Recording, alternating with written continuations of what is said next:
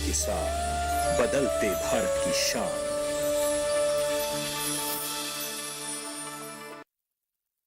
गांव किसान के सह प्रायोजक है agriculture insurance company of India limited. संपन्न भारत की पहचान, बीमित फसल, खुशहाल किसान।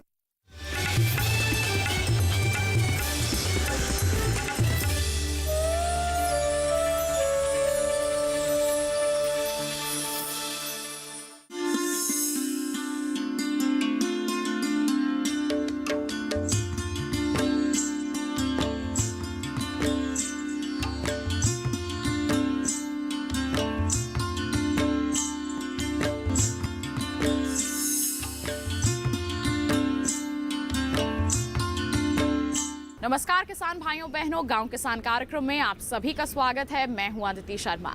आज के हमारे इस कार्यक्रम में हम हमेशा की तरह आपके लिए हमारे तीनों सेगमेंट्स खेती किसानी, हमारा पशुधन और कामयाब किसान की दास्तान लेकर आए हैं, जिसके जरिए आप तक पहुंचाएंगे हम खेती किसानी से जुड़ी कुछ अहम जानकारियां। तो फिर आइए आज के अंक की शुरुआत करते हैं और देखते हैं क्या कुछ खास लेकर आए हैं आज के हमारे इस कार्यक्रम में हम आपके लिए।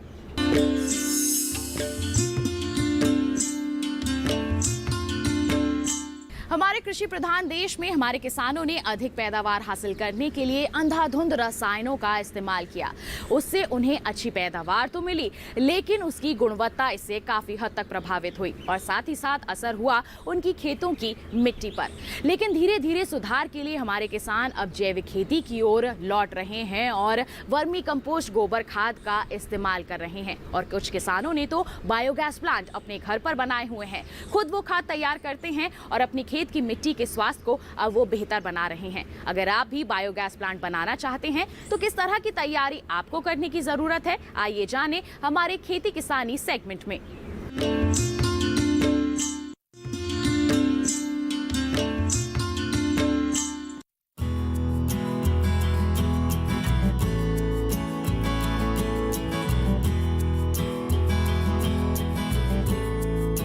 सरकार की पहल से गांव की तस्वीर बदल रही है। महिलाएं खाना बनाने के पारंपरिक संसाधनों की जगह आधुनिक गैस का इस्तेमाल कर रही हैं। शहरी क्षेत्रों की तुलना में ग्रामीण क्षेत्रों में ये सुविधा बहुआयामी है, क्योंकि इसके लिए बायोगैस प्लांट की भूमिका कारगर साबित हो रही है, जिससे पशुओं से मिलने वाले गोबर का समुचित इस्तेमाल हो जाता है और बचे अवशिष्ट को जैविक खाद के रूप में उपयोग किया जा सकता है।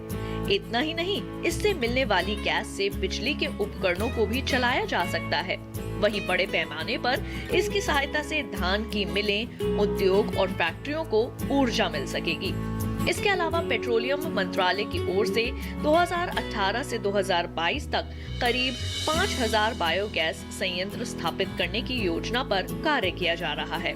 साधारण सी तकनीकी वाले इस प्लांट को लगाने के लिए ज्यादा जगह की जरूरत नहीं होती। स्थान और गोबर की उपलब्धता के हिसाब से इसका आकार तय किया जा सकता है। आमतौर पर बायोगैस के दो मुख्य मॉडल हैं। पहला है फिक्स्ड डोम, स्थायी गुंबद, और दूसरा है फ्लोटिंग ड्रम, तैरता हुआ ड्रम। फिक्स्ड ड्रम, इसका डाइजेस्टर एक बंद गुंबद नुमा होता है और इसका निर्माण जमीन के अंदर स्थायी रूप से किया जाता है। डाइजेस्टर के ऊपरी भाग में गैस एकत्रित होती है। गैस के एकत्रित होने पर धीरे धीरे ऊपर के भाग में दबाव बढ़ता है और जब गैस इकट्ठी हो जाती है तो इसे पाइप की सहायता से इस्तेमाल किया जाता है। फ्लोटिंग ड्रम, इस तरह के डाइजेस्टर में गैस होल्डर ड्रम स्लरी के ऊपर तैरता रहता है। इसमें भी गैस ड्रम के ऊपरी भाग में एकत्रित होती है और गैस का दबाव बढ़ने पर ड्रम ऊपर की तरफ होने लगता है, लेकिन जैसे ही गैस कम होती है तो ड्रम नीचे आ जाता है, जो ये संकेत देता है कि इसमें गोबर की मात्रा डाली जाए। रसोई का जैविक कचरा, पशुओं का गोबर, मुर्गियों के अवशिष्ट और फसल के अवशेषों के मिश्रण से बायोगैस तैयार की जाती है। बायोगैस के मुख्य घटक में मीथेन 55 से 75%, कार्बन डाइऑक्साइड 25 से 50% और कुछ मात्रा में hydrogen, nitrogen, hydrogen sulphide, carbon monoxide, ammonia शामिल होते हैं। इस तरह से मिलने वाली बायोगैस के कई फायदे हैं, जैसे इसके उपयोग से प्रदूषण नहीं होता, यानी ये पर्यावरण के लिए अच्छा है। साथ ही बायोगैस के लिए उपयोग होने वाला कच्चा माल आसानी से उपलब्ध हो जाता है, जो ग्रामीण क्षेत्रों में बहुतायत में मिल जाएगा। बायोगैस के उत्पादन के साथ साथ बची स्लेरी से जैविक खाद भी मिलती है, जिससे पैदावार अच्छी होती है और खेती में होने वाले खर्च में कमी आती है।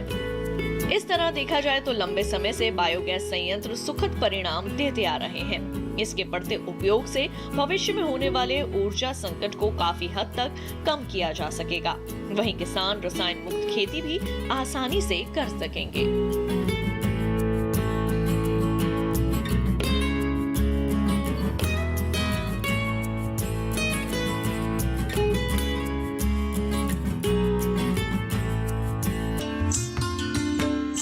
तो जान लिया आपने बायोगैस प्लांट आपके लिए किस तरह से फायदे का सौदा साबित हो सकता है। इसी के साथ कार्यक्रम में वक्त हो चला है एक छोटे से ब्रेक का। आप कहीं मत जाइए, हम जल्द ही हाजिर होंगे। बने रहिए दूरदर्शन किसान पर और देखते रहिए हमारा कार्यक्रम गांव किसान।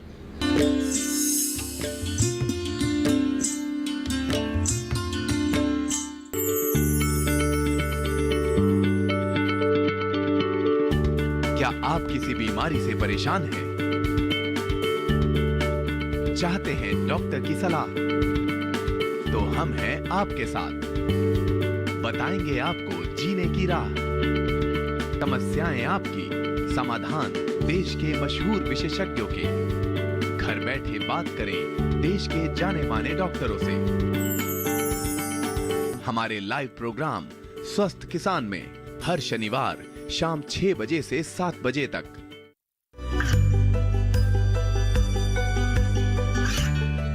गांवों और पिछड़े क्षेत्रों में सरकारी योजनाओं की जानकारी पहुंचा।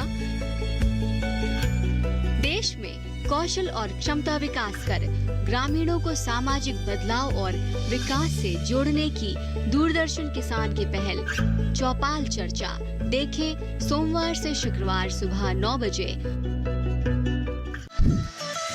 खुशहाल होंगे खेत, पशु रहेंगे स्वस्थ, सरकारी स्कीम का होगा लाभ, जब एक्सपर्ट्स का मिलेगा साथ, आपके सवाल विशेषज्ञों के जवाब, सिर्फ एक फोन कॉल की दूरी पर। देखिए किसानों का अपना प्रोग्राम हेलो किसान, सोमवार से शुक्रवार शाम 6 बजे से सिर्फ दूरदर्शन किसान पर।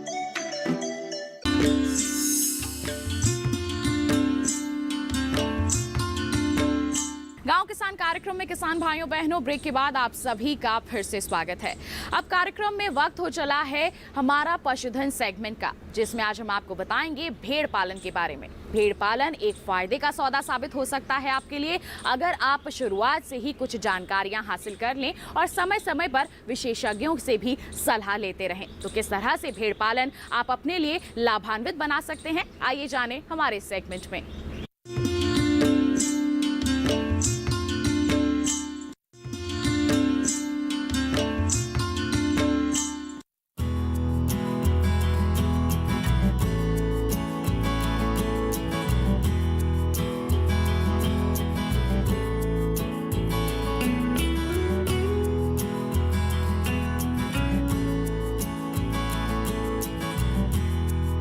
भेड़ पालन कम श्रम में अधिक मुनाफे का व्यवसाय है।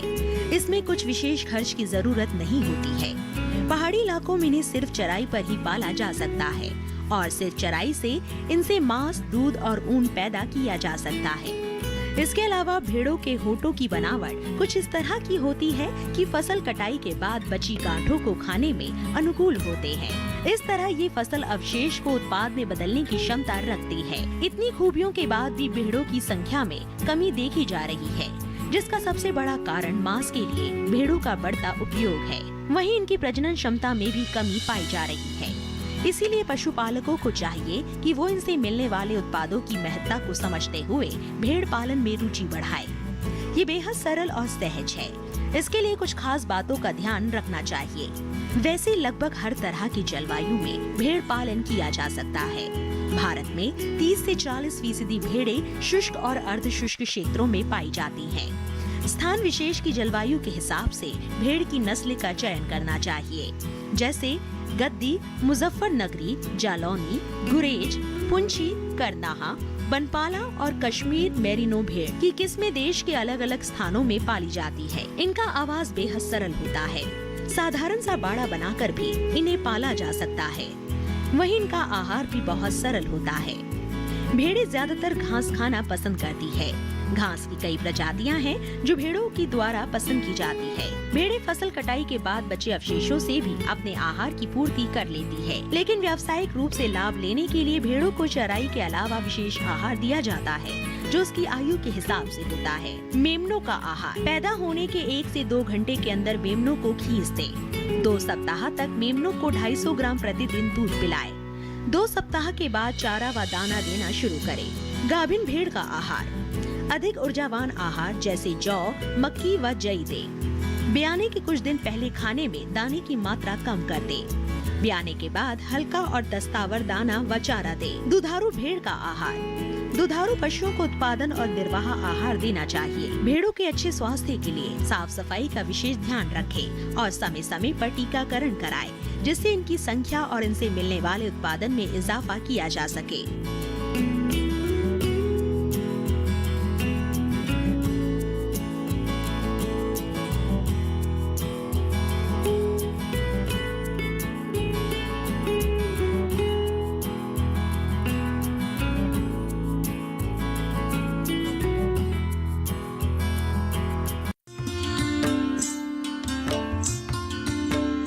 अब कार्यक्रम में वक्त है पशुपालक कैलेंडर पर नजर डालने का। तो इस माह में किस तरह के प्रबंधन कार्य आपको अपने पशुओं के लिए करने हैं जिससे उनका स्वास्थ्य बेहतर बना रहे, आइए जानें।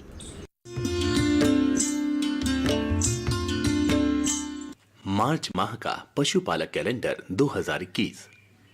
मार्च में ध्यान देने वाली बातें। आने वाले समय में पशुओं में गर्भ संबंधी एवं अन्य रोगों की समस्या होने पर तुरंत चिकित्सीय परामर्श लेना चाहिए। यदि दूध उत्पादन में कमी हो रही हो तो पशुओं के पोषण पर विशेष ध्यान देना चाहिए। साथ ही पशु चिकित्सक के परामर्श अनुसार आवश्यक जांच यथा दूध, पेशाब, खून जांच इत्यादि करवाना चाहिए। पशुओं को उनकी शारीरिक अवस्था एवं आवश्यकता के अनुसार उचित मात्रा में खनिज मिश्रण 30 से 50 ग्राम प्रतिदिन देना चाहिए।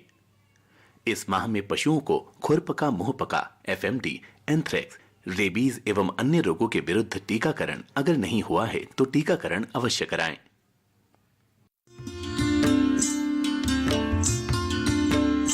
तो इसी के साथ किसान भाइयों बहनों कार्यक्रम में वक्त हो चला है एक और छोटे से ब्रेक का। आप कहीं मत जाइए, हम जल्द ही हाजिर होंगे। बने रहिए दूरदर्शन किसान पर और देखते रहिए हमारा कार्यक्रम गांव किसान।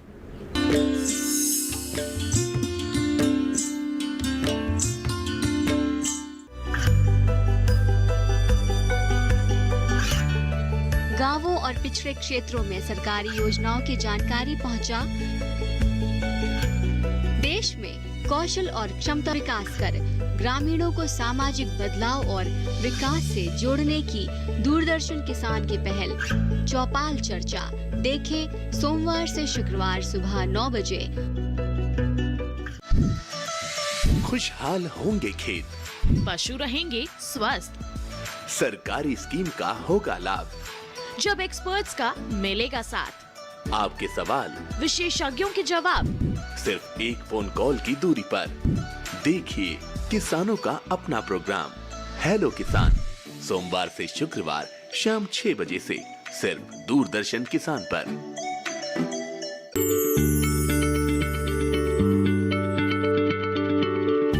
क्या आप किसी बीमारी से परेशान हैं? चाहते हैं डॉक्टर की सलाह? तो हम हैं आपके साथ, बताएंगे आपको जीने की राह। समस्याएं आपकी, समाधान देश के मशहूर विशेषज्ञों के। घर बैठे बात करें देश के जाने माने डॉक्टरों से। हमारे लाइव प्रोग्राम स्वस्थ किसान में हर शनिवार शाम 6 बजे से 7 बजे तक।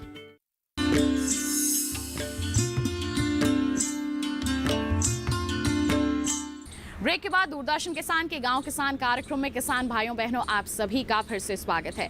अब कार्यक्रम में वक्त है कामयाब किसान की दास्तान का, यानी कि मुलाकात करने का हमारे सफल किसान से।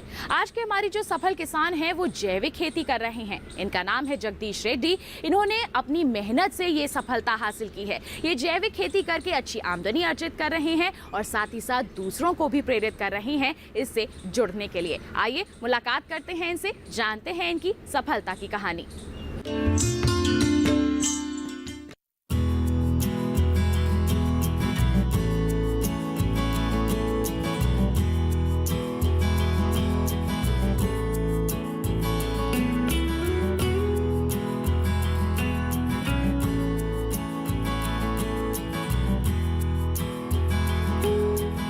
खूबसूरत नजारों से सजा राज्य Andhra Pradesh.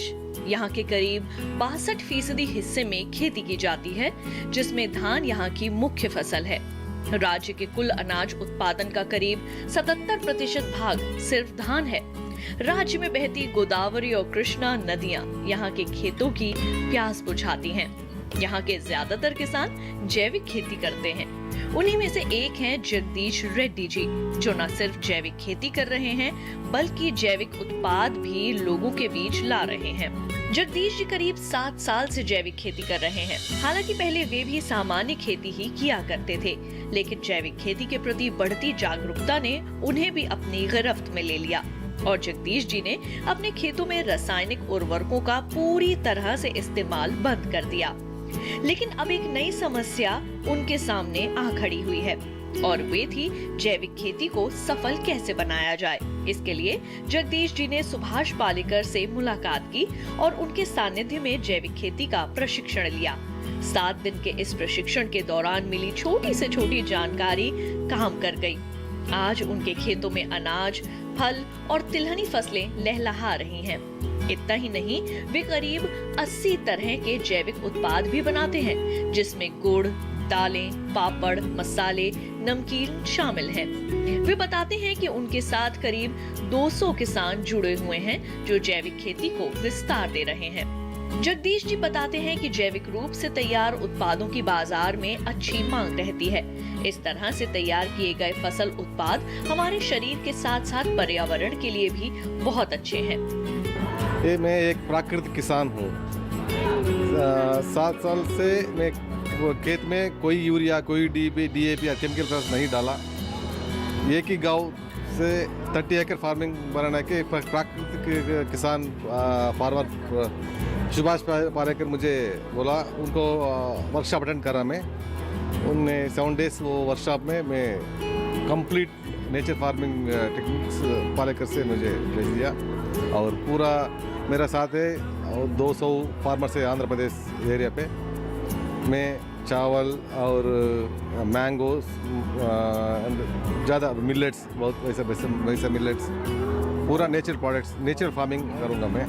Oils, cold press oils भी करूँगा मैं। कितना ज़्यादा फार्मर्स को बहुत अवेयरनेस करने को मैं तैयार हूँ। भारत देश में 50 लाख नेचर फार्मर्स हुआ, 50 लाख।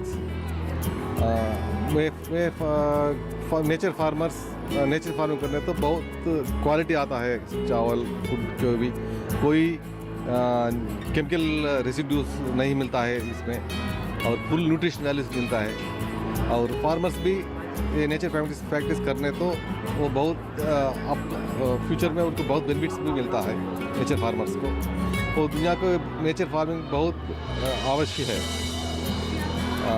सो मैं पूसा लास्ट ईयर में फर्स्ट टाइम पूसा में नेचर फार्मर का मेरे को अवार्ड भी मिला। मैं प्राकृतिक किसान फेडरेशन रखा रिसेंटली हैदराबाद। उनको एम से पूरा इंडिया में नेचर फार्मर्स में एक अम्ब्रेला के हो चुके हैं, बहुत प्लान करूँगा मैं। ये मेरा ऑर्गेनाइजेशन है प्राकृतिक किसान फेडरेशन। ओनली नेचर फार्मर्स उनमें मेंबर्स हो सकते हैं और वैसे मैं काम करूंगा पूरा। जगदीश जी के ये प्रयास वर्तमान ही नहीं भविष्य में भी हमारे और पर्यावरण के लिए सुखद साबित होंगे। उनके इन प्रयासों का ही परिणाम है कि पिछले साल उन्हें पूसा किसान मेले में सम्मानित भी किया गया।